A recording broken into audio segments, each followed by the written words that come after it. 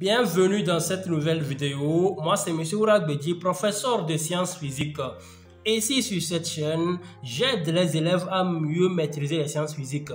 Aujourd'hui, nous allons traiter un exercice sur la mécanique. Un exercice extrait d'un baccalauréat session normale.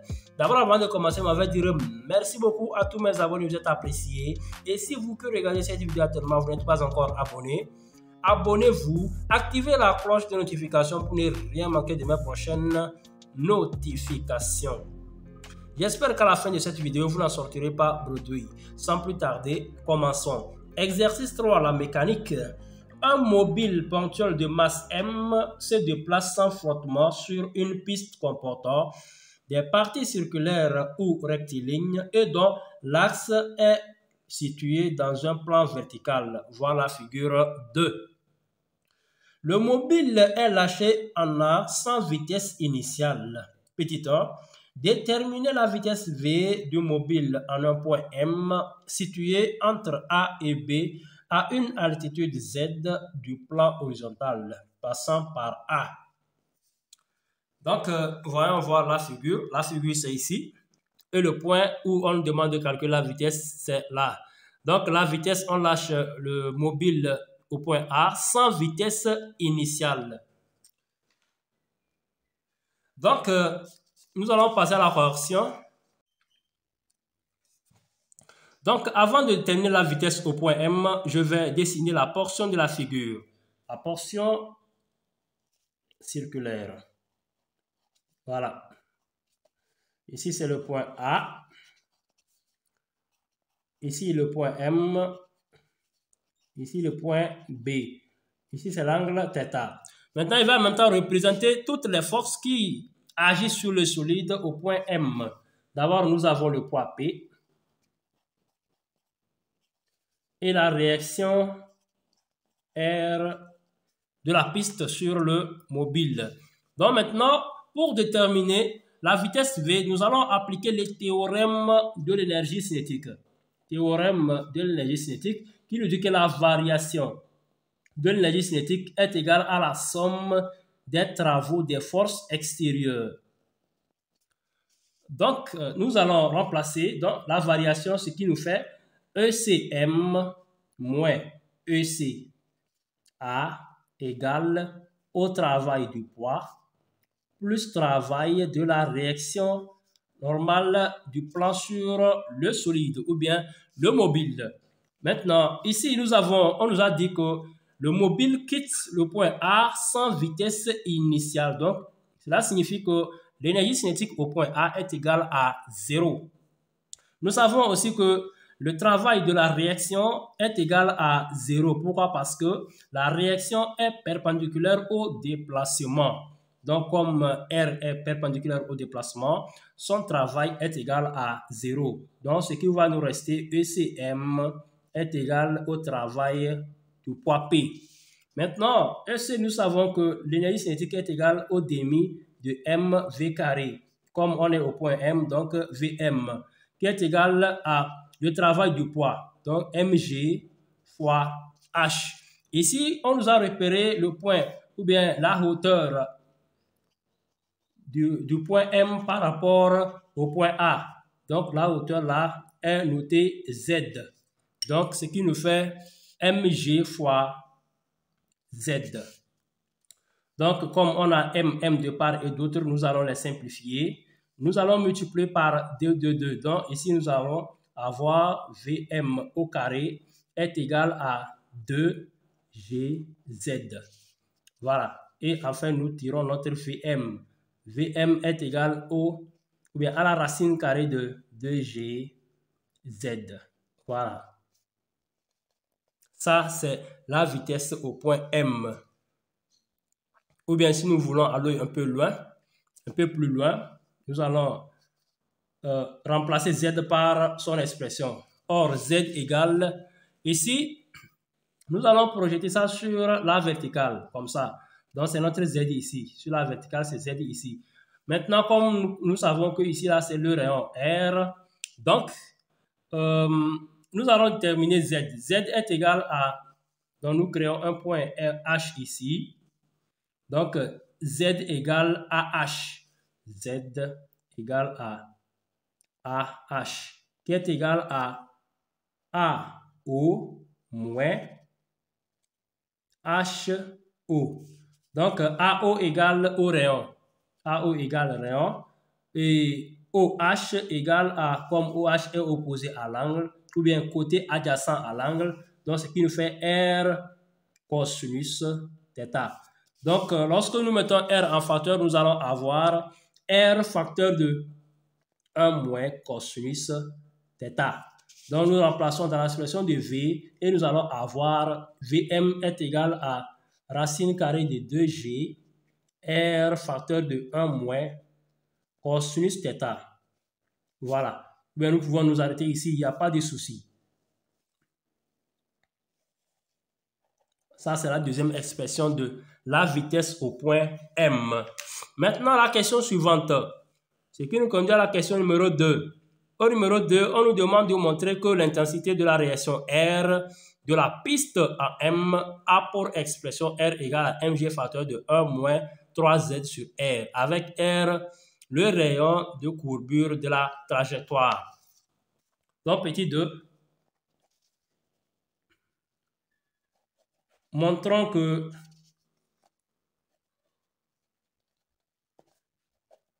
la réaction R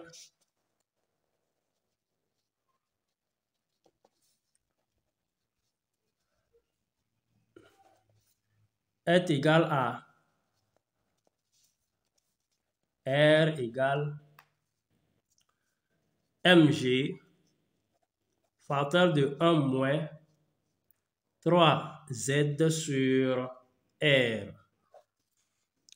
Donc, pour déterminer l'expression de la réaction R, nous allons appliquer les théorèmes du centre d'inertie. Le théorème du centre d'inertie nous dit que la somme de toutes les forces, d'après TCI,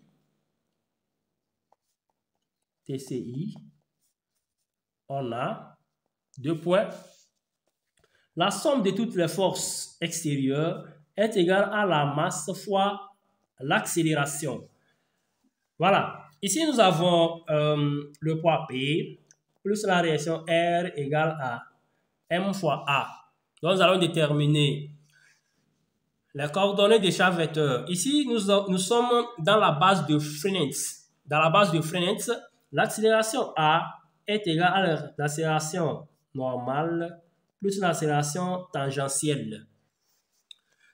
Et nous allons terminer l'expression de, ou bien les coordonnées de P dans la base de Freenet. Donc, je vais refaire la figure. Donc, ça, c'est la figure. Le point M ici. Point M. Oui. Voilà. Θ ici. Le poids P. Et la réaction R. Voilà. L'accélération ou bien l'axe tangente à la trajectoire. Donc, tangente, ça veut dire collé à la trajectoire. C'est elle ici, tangente. Et l'axe qui est normal, donc, est suivant la réaction. Donc, c'est une droite. C'est une droite. J'ai mal tracé, tant pour moi. Voilà, qui est dirigée vers le centre de courbure. Voilà, ça c'est notre repère. Maintenant, ici c'est l'accélération normale, ou bien tangentielle, autant pour moi. Ici l'accélération normale. Ça c'est le poids. Donc nous allons projeter le poids là suivant la tangente, P tangentielle, et ici P normale. Si nous regardons bien, nous allons remarquer que la droite là, ou bien le rayon, est parallèle à notre poids. Donc, comme c'est parallèle et que le point là, ou bien la droite là, les coupe, donc cela signifie que l'angle là va se retrouver ici. Angle alterne interne. L'angle là aussi va se retrouver là. Angle alterne interne. Donc, nous allons déterminer les coordonnées de P. P tangentielle et P normale. P tangentielle, comme c'est elle ici, ou bien c'est lui ici, P tangentielle est le côté opposé à l'angle. Donc, ce qui nous fait P sinus θ. P sinus θ. Et ici, comme c'est côté adjacent à l'angle P normal, donc ce qui nous fait P cosinus θ. Nous prenons ensuite la réaction R tangentielle et R normal. R normal, donc R va dans le sens opposé que l'axe de notre, ou bien que le sens de notre axe. Donc sens opposé, donc ce qui nous fait moins R. Et ici, comme R n'a pas de composant suivant tangente, la tangente, donc ce qui nous fait R tangentielle égale 0. Alors déjà, nous avons notre accélération A tangentielle égale au dérivé de V par rapport au temps. A normal égale à V carré sur le rayon de courbure. Voilà. V carré sur le rayon de courbure. Donc, nous allons les associer suivant la tangente et suivant la normale. Donc, nous aurons P sinus θ plus 0, oui, égale au dérivé de V par rapport au temps. Maintenant, ensuite, P normal moins le rayon ou bien la réaction égale à V carré, ici c'est fois M. V carré sur R, le tout fois M. Comme c'est la réaction, on nous demande de calculer ici ou bien de déterminer ici, nous allons prendre la seconde équation, équation 2.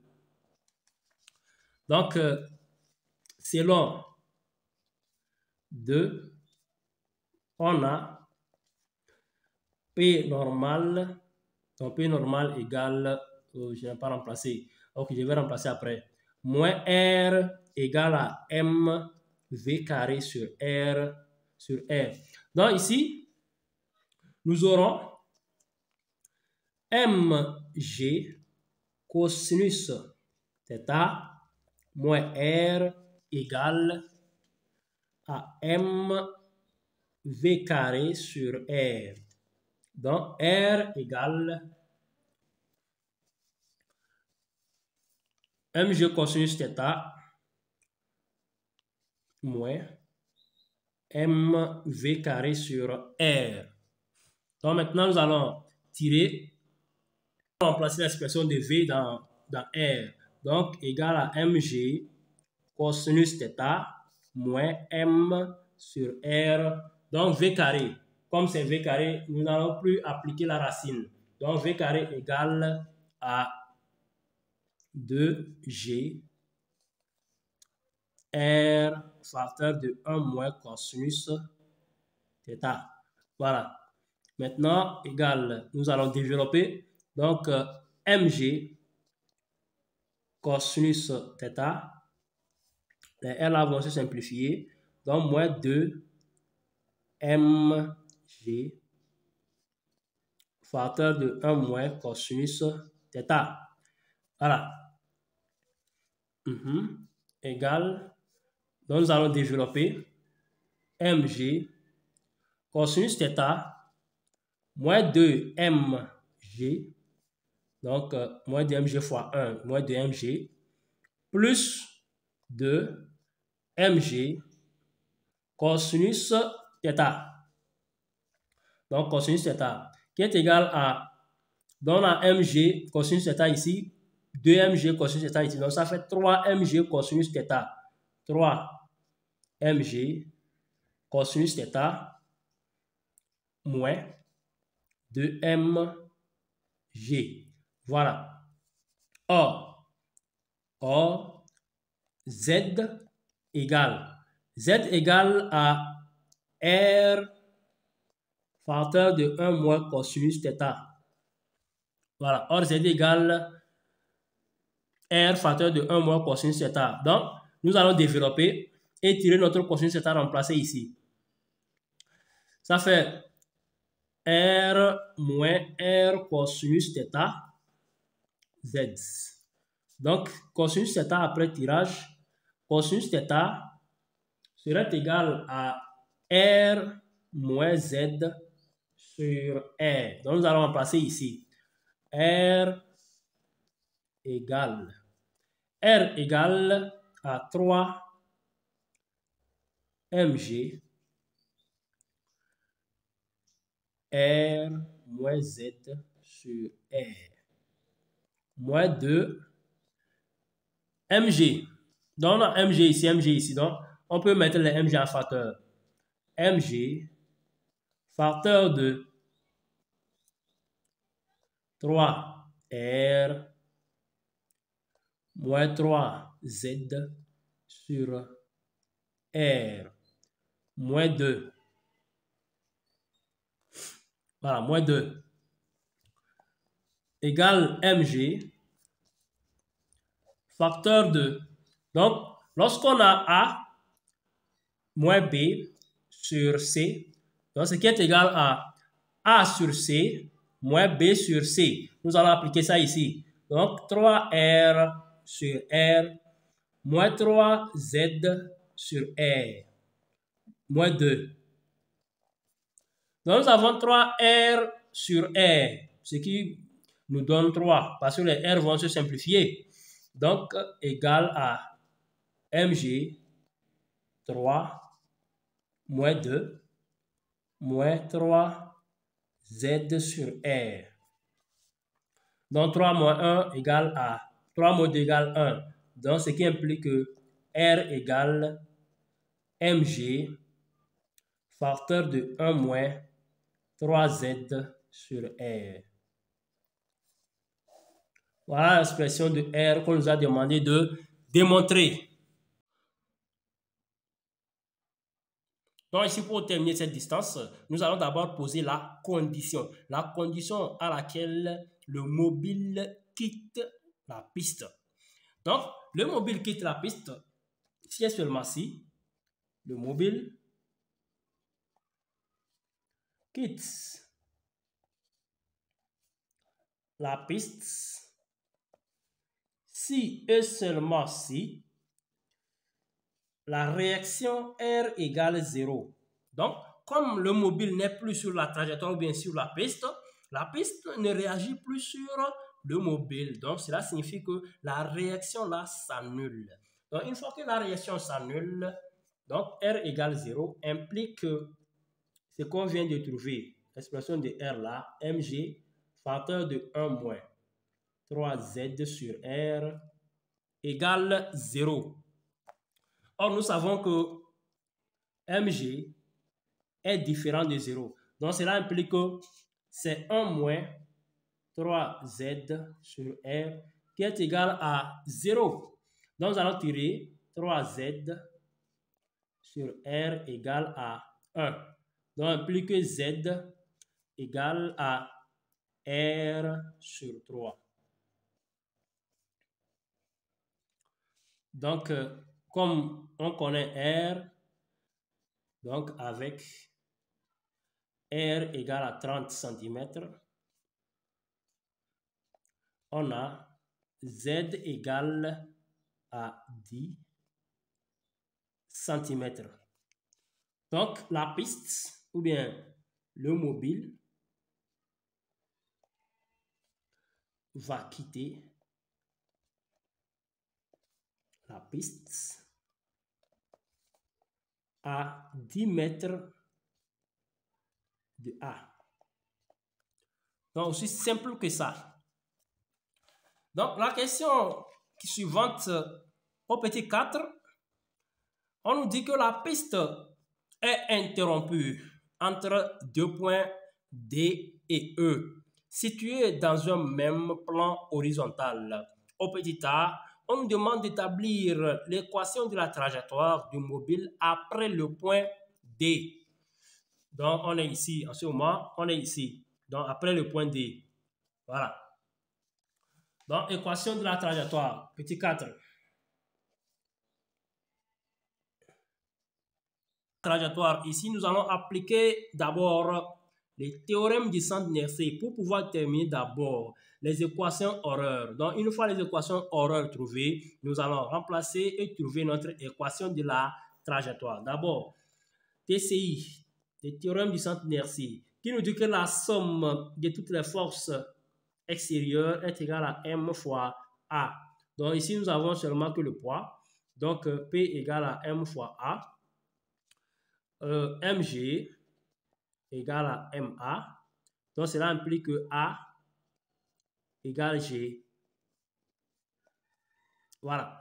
Donc, A égale G implique que A est une constante. A est une constante, cela implique que le mouvement est uniformément varié. Mouvement uniformément varié implique que l'équation Euler est sous la forme demi de A t carré plus V0 t plus OM0. Donc, nous allons déterminer les coordonnées de chaque vecteur et remplacer dans notre équation OM. Donc, nous prenons d'abord l'accélération. L'accélération AX égale 0. AY égale G.